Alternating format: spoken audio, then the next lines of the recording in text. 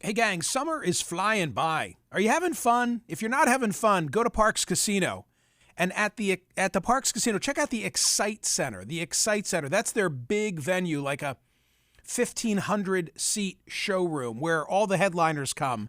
Marshall Tucker Band, Australian Pink Floyd, J.B. Smoove, tribute act, the Best of the Eagles, country star Dustin Lynch, comedian Tiffany. Oh, I like this. Aleko's keeping up with me and showing. Sorry, Aleko, I would have said these more slowly if I had known you were keeping up with me. All right, are you ready for this? Comedian Tiffany Haddish. I say comedian Tiffany Haddish. Maybe he only has some of them. You don't know. You don't know what he has. Does Aleko have TC's favorite, The Fray? No way. Just Best of the Yeah. Eagles. There they are, that threesome. Good job, Aleko. The Juicy Scoop podcast with Heather McDonald, comedian Kev Herrera, the a cappella sounds of Straight No Chaser. That is a great name for a band, Straight No Chaser. ParksCasino.com. Buy tickets for all the shows. Parks Casino. This is how you win. You got to be 21. Gambling problem? Call 1-800-GAMBLER. Time now for some of the Monday headlines from the newsletter. Holy smokes, the voting. May I begin with that? Friday poll results, 33,359. Got to go back in time. A lot has happened in the last couple of days. If President Biden leaves the race, should he endorse the vice president for the nomination? 53.35% said yes, he should. Okay. That set up Saturday, again, before there had been any announcement, 57,587 votes. 57,000. TC, can you look up Lincoln Financial Field and see what's the seating capacity for a home Eagles game? Yes, I'm on it. Is Kamala Harris now the strongest candidate the Democrats can field? We got a little ways to go. Tell me. A little ways to go. Tell me. 69,879. Okay, wait, whoa. Put in Citizens Bank Park, home of the Phillies. Tell me what the capacity is for Citizens Bank Park. I think we're between Citizens Bank. 42,901. Okay, so we were between Citizens Bank Park and Lincoln Financial Field. Nice. 57,000 votes. I like it. Is Kamala Harris now the strongest candidate the Democrats can field? Remember, this was Saturday. This was me being forward-looking. And 59.82% said, no, she's not. Okay, now it's the Sunday poll, and I want a little credit for this because the announcement didn't come until the afternoon. But at 6 a.m., we posted the Sunday poll question. Between these two, who would be Kamala Harris's strongest running mate? 27,944. And look at the margin. 50.06% said Josh Shapiro, and 49.94% said Mark Kelly. You can't even round those numbers off. No, it is absolutely 50-50, period. And I think, some would say Roy Cooper, but I think Shapiro and Kelly at this moment, look, she needs to add value to the ticket with one of the 7 swing states. The margin in Arizona between Trump and where Biden had been is larger than the margin in Pennsylvania, again, where Trump and Biden had been, Trump winning them both. And then today's poll question, a very simple. I was going round and round with all these complex, and I'm like, wait a minute, come on, make it simple. Who wins? Who wins? And we can ask again, but today's poll question is, who wins? I think 18 of the 20 hand-selected links today, is it 18, are all about the political dynamic. Well, they're actually 20 of 20 are about the political dynamics. Just 2 of them are more about the Secret Service and J.D. Vance, which are still highly political. Right. So usually at this point of the show, we're talking about shits and giggles. Yeah, we're talking Not about today. like how many drinks you should have in a day, or when's the best time to exercise. What is the answer to that? Or 4. Throw in a couple obits, like stuff like that. No, today there is one story. So from Delaware Online, I wanted to make the lead story today in the newsletter a thank you to President Biden from his hometown media outlet, which begins, Thank you for your service. Thank you for your service to our nation. Thank you for your service to the presidency, to the vice presidency, the Senate, to Delaware, to your neighbors, friends, and family. In the wake of your announcement that you will not seek a second term, we will always be grateful for your leadership and your commitment to the American and tradition of democracy. I thought it was like a nice hometown message. He deserves it. You know, my view is that he made the right call for himself and for the country, and we'll see what happens now. We will see what happens, but give him the credit that I think he deserves for a 50-year career. Really an amazing run, and I don't think that he should be judged by the perception of frailty toward the end of that run, to the detriment of the 49.9 years that came previously. New York Times has a good story. I wanted to have a recap. It's a 1, 2, 3, 4, 5 4-person byline. Like what happened? What went on in Rehoboth? The part that we've referenced says, "I need you and Mike at the house," President Biden said late Saturday afternoon. He was on the phone from his vacation home in Rehoboth with Steve Ricchetti, a counselor to the president, one of his closest advisors. He was referring to Mike Donilon, his chief strategist and longtime speechwriter. Soon both men were in Rehoboth, socially distanced from the president, who was recovering from COVID. From that afternoon, Saturday afternoon into far in the night, the three worked on one of the most important and historic letters of Mr. Biden's presidency, the announcement of his decision to withdraw from his re-election campaign after top Democrats, donors, allies, and friends had pressured him relentlessly to get out. And then we've got posted within the newsletter today. You can link and you can read and see the statement. By the way, the statement that he issued was the statement where he says, among other things, "I want to thank Vice President Kamala Harris for being an extraordinary partner in all this work." And as you watch the story break in real time, this was followed very soon thereafter by a social media posting in which he endorsed her. But in that wisp of time, some wondered, oh, is he not going to endorse her? And then meaning me. Right. And I and think you, the answer is, sort of an official record of him saying, "I'm getting out."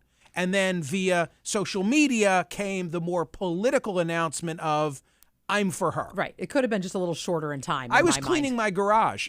You interrupted me with the news. Well, because And so too did Steve Scully thereafter, wanting me to come on his emergency program. I'm like, "Steve, I will, but I'm cleaning the garage." Right. It just goes to show how 1:46 p.m. on a Sunday is such an unusual time to break news, because the fact that you were in your garage listening to music and not online, which is basically you 23 hours of every day, shows what a strange time it was. In my mind, that it indicated everything. Right. And I said, "What do you think?" And you said, "About what?" Right.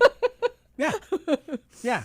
So and then I quickly picked up the clicker and checked it. I'm sure your phone was also blowing up. Totally. Yeah. So we have the statement from the president. We also have the statement from the vice president. We got it all. You can see that as well. What did she have to say? I thought, this part was interesting, as I've been commenting. She says in the statement, Kamala Harris, vice president, "I am honored to have the president's endorsement, and my intention is to earn and win this nomination." The problem is, if you build it, will they come? I don't think there is any competition. I've always liked the idea of a blitz primary, of some expedited timeline where the best of the Democrats get into it, but nobody's getting into it. And so I think her statement recognizes the concern that exists of a perception if it's handed to her.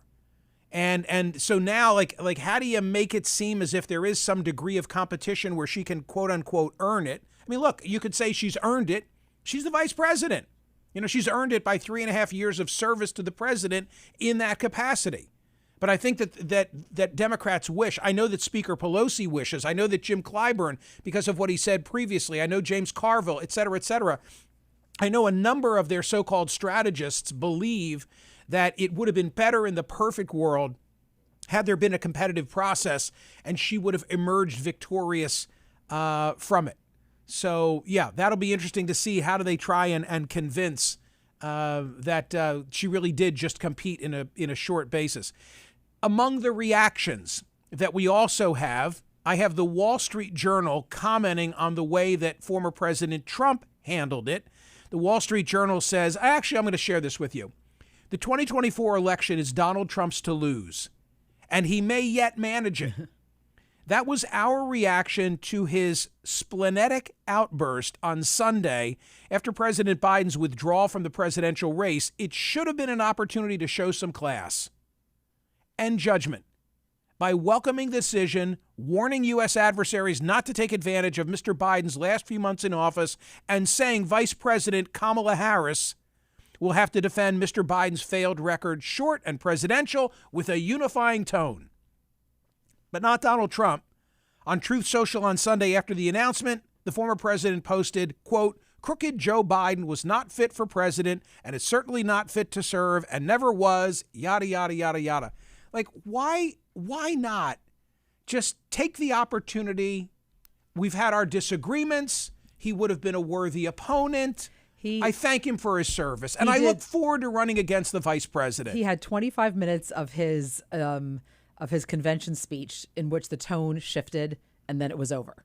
And it was back to everything the way it was. And now, I mean, here we are. I must say, I thought that was a real mistake. I really did, because political malpractice. Yeah, I really did, because I felt like he was sort of rising above it a little bit in a way that I had not seen or felt, and I've been hearing from friends that are like, I don't like him, but I can handle this a little bit. I'm kind of starting to feel a little bit different. No, he may easily overplay his hand, and it's given, not even overplay given his the hand, dynamics, Michael. It's just being himself. Honestly, well. He's his own worst enemy. Somebody, you said that. somebody did say, "For how long can he rein it in?" Right. Apparently not long. The answer was until 11:01 on last Thursday night. Okay, more headlines now, more political headlines now from the Monday edition of the newsletter. Still on the theme of President Biden deciding that he's not going to run for re-election. From Arizona, brings the news of what's up with Mark Kelly. What is up with Senator Mark Kelly, and could he be a vice president to the current vice president? I have to believe he's absolutely on that short list. The question is, what kind of value does he bring? I mean, he's telegenic. He's got a good profile. Married to Gabby Giffords. Do they want it? Do they want it? Well, you don't have to give up your gig to do it. Okay. So what's the downside if you're Mark Kelly? Being besmirched by the Trump campaign and being part of a losing ticket. Well said. I'm looking at what kind of value does he add politically. The last polls from Real Clear Politics, when it was Biden and Trump, showed Arizona, the margin was 5.8. 5.8, Trump leading. Now, could Mark Kelly help bring Arizona back into the fold? I don't know. I think that's a tall order. I think a better play, and this is the next story at Smerconish.com, is Josh Shapiro. The Pennsylvania governor, Josh Shapiro, we have this story from CBS, could he be the running mate? I could easily see that. The margin, Real Clear Politics, final surveys, Biden and Trump leading Biden by 4.5 post-debate over Joe Biden in Pennsylvania. Well, and then you don't have to give up Mark Kelly's seat. True. I mean, that's another bonus for having a governor, is you don't have to give up a seat in the Senate. Also true. Yeah.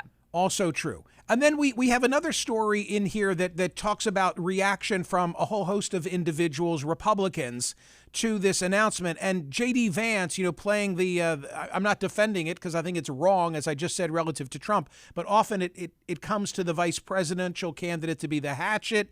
He similarly, I just think, struck the wrong tone. Joe Biden has been the worst president of my lifetime. Kamala Harris has been right there with him every step of the way. I mean, there comes a time for that. But make it tomorrow, not today. Over the last 4 years, she co-signed Biden's open border and green scam policies that drove up. I mean, I get it. Kamala Harris is, to many Americans, a blank slate. So, of course, politically, this is what you do. You race to define that individual before opinions set in. But they didn't need to be the ones to do it. That could have been done through ads and emissaries and not their direct work. Okay, a lot is being made over this. So then, also linked at Smerconish.com, the statement from former President Obama. And many are reading into the fact that, oh, hey, Obama hasn't endorsed, and Schumer hasn't endorsed, and Hakeem Jeffries and Nancy Pelosi haven't endorsed. Let me tell you the reason they haven't endorsed. Don't read too much into it. It's because they're holding out for the fiction of this being a competition, so that later it's like, well, now she got the endorsement of Barack Obama. There's nobody else to endorse. Nobody. What they need is a Dean Phillips. They need somebody to get into it, so there can be a little bit of some preseason between Kamala Harris and this unknown person, and then from that she can win the nomination. I'm here to tell you the nomination is over. Over. For the last 3 weeks, I've said he's getting out. It's a question of when, not if. And I also advocated for there to be a competitive process. Okay, he is out. It happened, but there's not going to be a competitive process. There can't be a competitive process when there are only 5 weeks on the clock and where she gets into this with the endorsement of the incumbent. So that's the reason why. Still would have been in the best interest of all concerned. Okay. Then we have the betting markets. Another story in Smerconish.com. What do the betting markets say about this? So in one of the in Bovada, the betting odds are Trump at minus 215. Now you're wondering, what does that mean? That means that he is the favorite. You have to bet $215 to win 100. That's what minus 215 means in betting parlance. So let me give you a different example that's easier to understand. Predict it, because I was there yesterday. Predict it when I was there on Sunday. Kamala Harris was a 38-cent pick, which translates to a 38% likelihood. So you could bet 38 cents and win $1 at Predict It. Or said more simply, according to Predict It, Trump is a 60-40 favorite. A 60-40 favorite. I think that the race is gonna tighten. I mean, they raised the Harris campaign raised a ton of money, like $50 million yesterday. You know, the question is, how will she be in retail politics? How will she be on the campaign trail? Peter Nicholas from NBC, a guest on today's program, sharing a byline with 3 of his NBC colleagues and talking about, what happened and what went wrong when she ran in 2020. Because she had that moment. I'm not going to say that it was such a great moment, but she had a moment when she received a lot of national attention by going after then Vice President Biden on busing, but she dropped out before any votes were cast. She was out before Iowa in that election. Another story at Smerconish.com with relevance to all of this. From Detroit, final poll, Biden and Trump showed Trump up by 7 in Michigan. That's a big margin. You can see that in the Detroit Free Press. We have that in the newsletter today. Michigan poll showing that Trump was at 7 points up on Biden. There's a funny kind of thing over the weekend. Did you follow Aaron Sorkin? Because we have that from the Wrap. He was pro-Mitt, and then he took it back, but he's not on Twitter, so he had to have someone else tweet it, and then people thought it was fake news. So what went on here? So Saturday he publishes an essay. Aaron Sorkin, the great script writer, West Wing. Who, by the way, as you've said all along, if someone tried to write this, they would say, like, too fantastical, never would happen. Absolutely. Completely insane. Okay, so what happened? Okay, so on Saturday, I saw it, and I'd already, you know how we create the newsletter. Sure. It begins with a spreadsheet where I place the URLs for the stories that interest me, constantly massaging, changing, sliding the order. I had the Aaron Sorkin essay slated for the Sunday Smerconish.com daily newsletter because Aaron Sorkin said the Democrats ought to, and this was at a time when Biden was still in, right, replace him with Mitt Romney. Yeah. And then, of course, the president decides he's not going to run. Now, what do you think, Sorkin? He says, I take it all back. I take it all back. I take it all back. Yeah. Ryan Russick writing in the Miami Herald. We have this in the newsletter today as well. He writes, here's the new issue that Republicans, if they're smart, will relentlessly press. When it comes to Biden's decline, what did Vice President Kamala Harris know and other Democrats know, and when did they know it? I mean, it's a worthy question. It is a worthy question. Someone said to me over the weekend. It's certainly being bandied about in one cable outlet. Oh, for sure. For sure. Among so many other things, like that Biden doesn't really have COVID, and I mean, crazy. Go run through the whole thing. Crazy. Right. Yeah. There's much more in the newsletter. RFK, it's amazing. Anything you could want is there. It's there. And scroll, you'll be up to speed. Right. RFK says it's now a 2-man race. We've got coverage. Man being the operative word there. Right. TC's right. We also have from West Virginia news of Joe Manchin. I say this never happens. Why would Joe Manchin have any success now that he's an independent going back as a D and trying to win favor with delegates who are pledged to, the Biden? That is just not happening. But of course, I got to put it in there. And I'm a sucker. One more, if I may. I'm a sucker for these stories. We did one just last week, right? With the 55 things to know about J.D. 55 Vance. must be their thing. Yeah. Now it's 55 things you need to know about Kamala Harris. Kamala Harris. And it's really great. And there's some interesting stuff in here. So read that as well. Wow. Go vote at Smerconish.com. Who wins? Harris or Trump? See ya.